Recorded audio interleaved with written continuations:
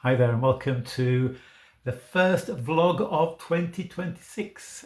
I just find it incredible that we're in the year 2026. It doesn't seem 5 minutes since we were celebrating the end of a millennium, and now we're a quarter of the way through another century, over a quarter of the way.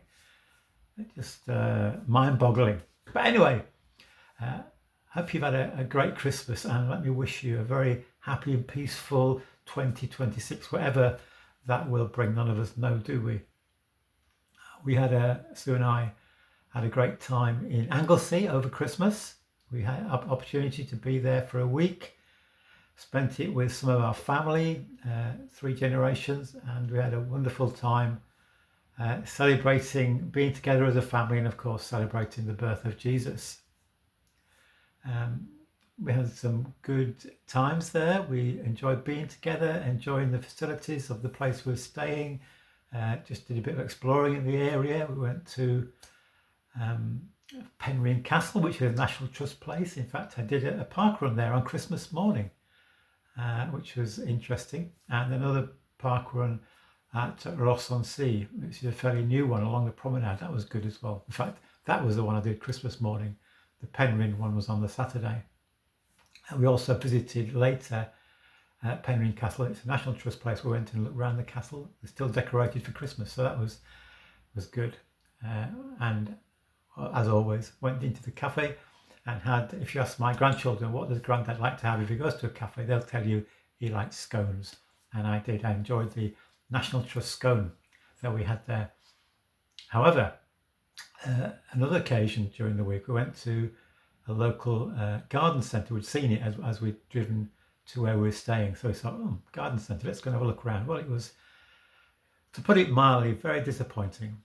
But we thought, well, let's go and find the cafe. So we did. We found the cafe, and on the counter was a plate full of looked like fruit scones, and they're covered with a plastic see-through container just to keep them away from flies and everything else.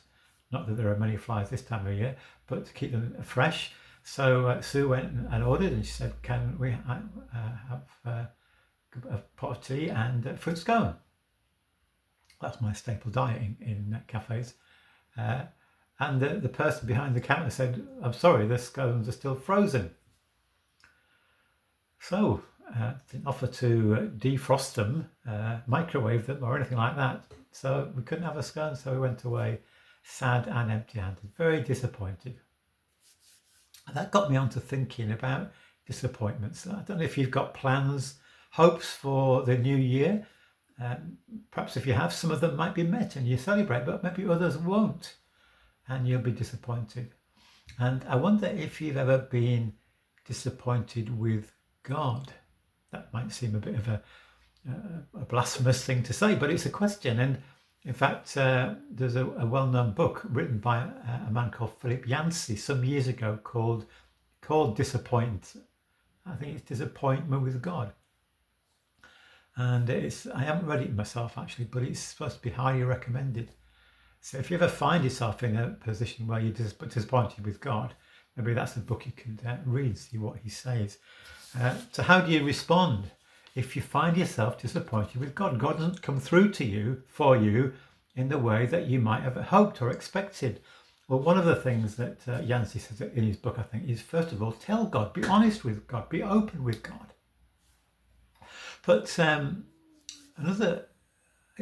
it's such a complicated question to address, but one little element of how we might want to respond to that is, I was reminded listening to a little bit on the life of somebody called A.W. Tozer, who was a famous Christian leader, author, and he wrote some, some really key and classic books. And in one of them, he talks about how almost in our prayers, we give God orders. We say, God, this is what I want.